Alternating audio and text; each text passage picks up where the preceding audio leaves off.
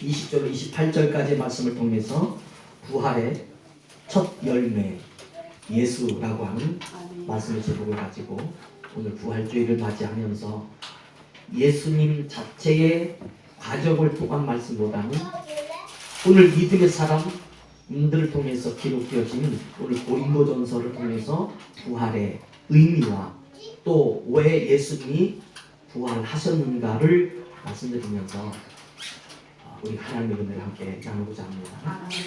우리 기독교는 부활이 없으면 있을 이유가 없는 것이 교회입니다.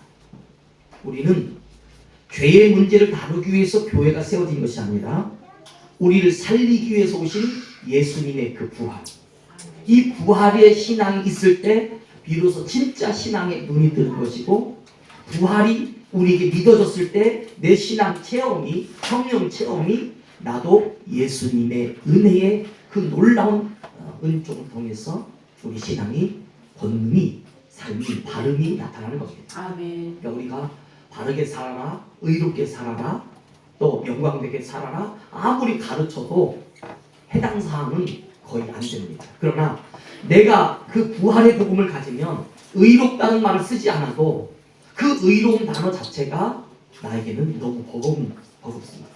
열심히 살고 최선을 살고 거룩하게 살고 믿음으로 살을 때 그 부활의 신앙은 우리를 온갖 종류의 환난과 핍박 속에서, 과정 속에서 견디어내고 승리하게 하고 하나님의 은혜 안에 서게 하는 하나님의 약속이 바로 부활이라는 의미입니다. 우리는 이 세상엔 죽음이 한 사람으로부터 왔습니다. 시작이 한 사람으로부터 왔다. 이 말은 모든 사람은 이 사람과 같이 죽는다 그런 말입니다.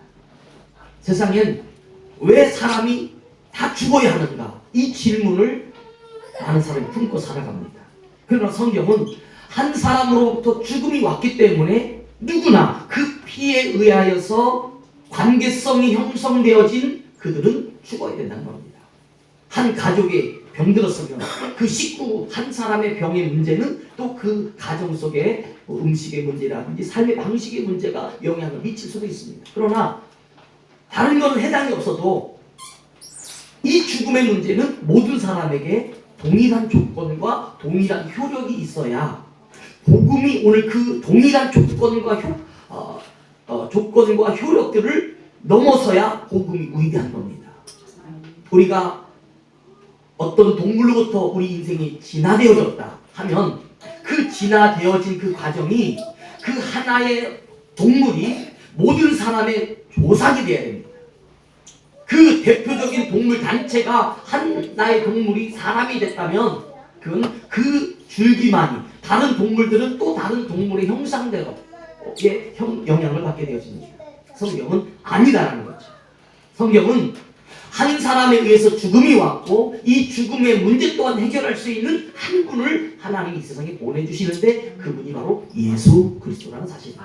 아멘. 그래서 오늘 고린도전서 15장의 말씀에서 우리가 이 부활주의를 오늘 전 세계의 모든 교회들이 이 부활주의를 다 같이 기념하고 기억하면서 예수님께서 십자가에서 죽으셨다가 3일 만에 부활하신 이 위대한 은혜의 복음의 날, 8번째 날, 7번째의 날은 안식일로 지켜지지만 부활의 날은 8번째의 날입니다.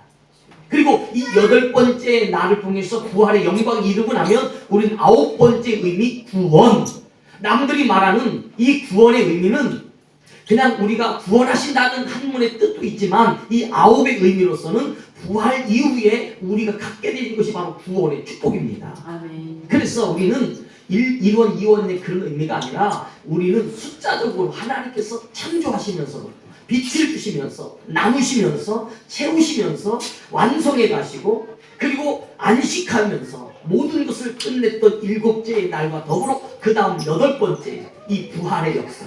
그래서 이 부활은 8째 날에 이루어집니다.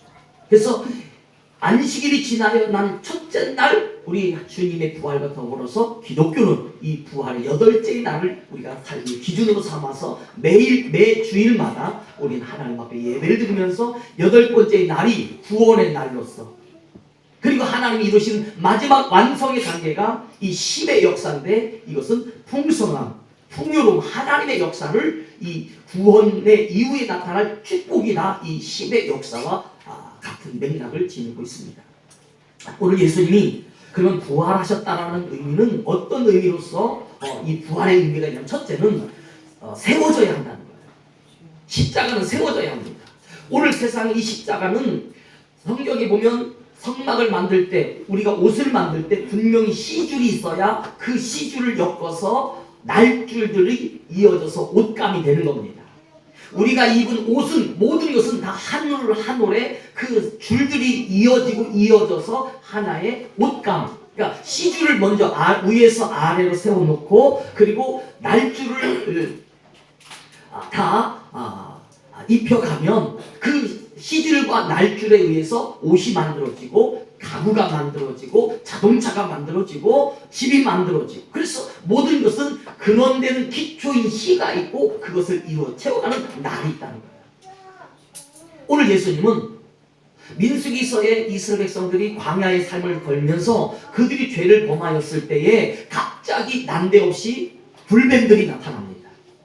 이 뱀에 물리면 온몸에 고열이 생기고 사람들이 순식간에 막 죽어가는 거예요. 사실 우리는 누구나 죽습니다.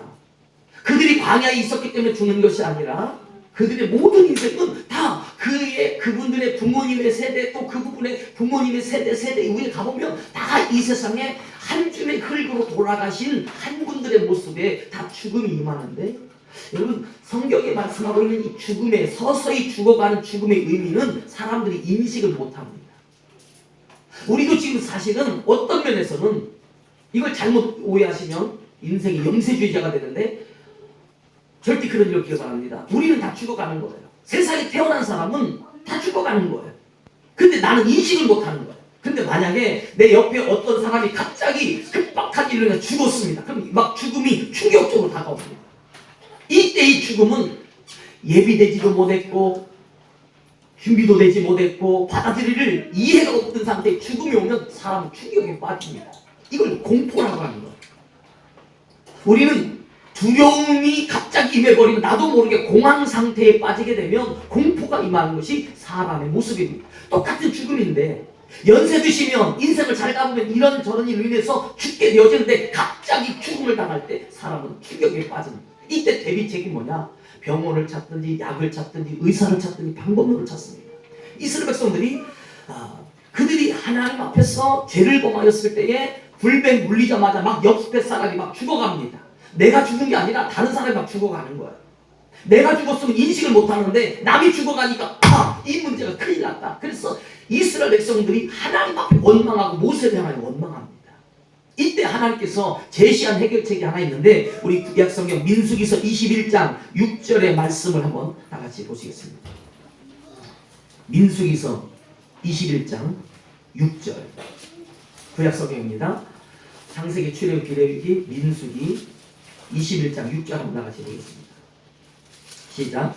여호와께서 불뱀들을 백성 중에 보내어 백성을 물게 하심으로 이스라엘 백성 중에 죽은 자가 많은지라. 7절. 백성이 모세에게 이르러 말하되 우리가 여호와와 당신을 향하여 원망함으로 범죄하였사오니 즉 여호와께 기도하여 이 뱀들을 우리에게서 떠나가게 하소서. 모세가 백성을 위하여 기도하매 9절 8절 시작. 여호와께서 모세에게 이르시되 불뱀을 만들어 장대 위에 매달아라. 물린 자마다 그것을 보면 살아나리라. 아멘. 아멘. 오늘 불뱀에 물렸어요. 실제적인 뱀에 물렸어요. 그런데 하나님의 대비책이 뭐냐? 노스로 뱀의 형상을 만들어서 그것을 세우라는 거예요.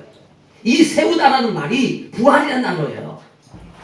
부활이라고 하는 오늘 우리가 쓰고 있는 영어의 아나스타시스라는 말은 일으켜 세우다는 아니스테미라는 말에서 세워지는 거예요.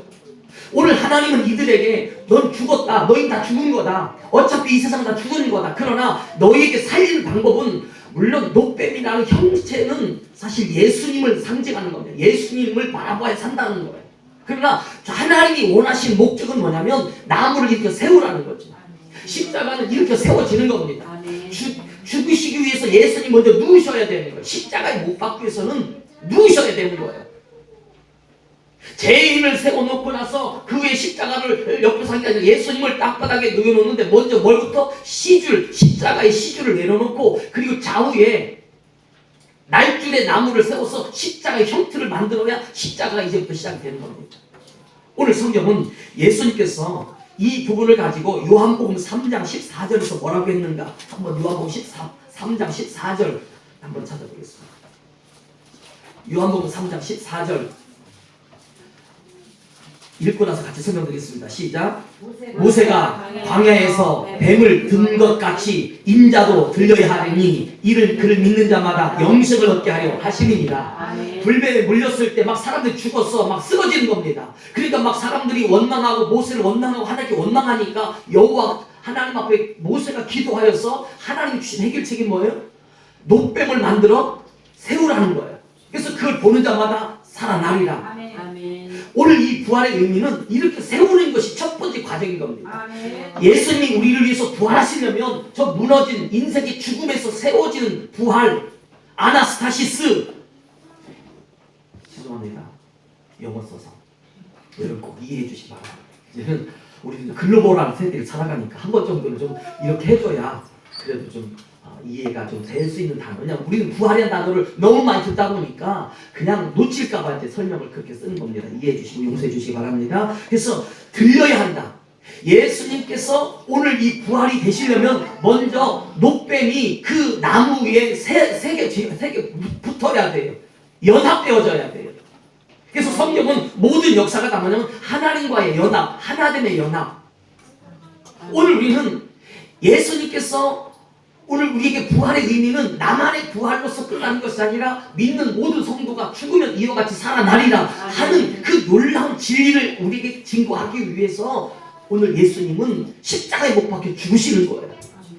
그래서 불뱀에 물렸어요. 이 불뱀은 워낙 독이 강하기 때문에 다 죽습니다. 뭐 어디 가서 약초를 구할 시간도 없고 방법론이 해결책이 없어요. 근데 하나님이 주신 해결책은 뭐냐면 노뱀, 노스로 만들어져서 그 뱀을 높이 달아서 세워놓게 되는데 이걸 일으켜 세울 때를 이 아나스타시스, 아스테니아라고 말을 쓰는 겁니다. 그래서 세워져야 사람들이 보는 거예요. 누워있으면 못 봐요. 그러나 세워지니까 보는 거예요. 예수님이 이 세상에 오셔서 십자가에 죽으신 이유는 사람들의 표적, 그걸 보게 하시는 거죠. 아멘. 기독교는 내가 봐야 할 표적이 있어야 되는 거예요. 아멘. 오늘 예수님 말씀하시기를 인자는 요나가 3장 14절 모세가 광야에서 뱀을 든 것 같이 인자도 들려야 한다. 들려야 한다. 그래서 예수님은 십자가에 못 박혀 죽으셔야만이 우리에게 길과 진리와 생명을 증거하시는 겁니다.